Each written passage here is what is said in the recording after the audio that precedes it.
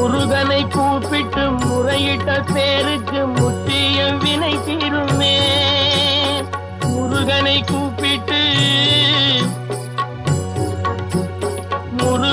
கூப்பிட்டு முறையிட்ட பேருக்கு முற்றிய வினை தீருமே.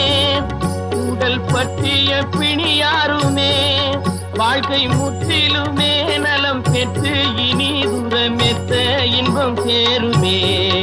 அப்பன் முருகனை கூப்பிட்டு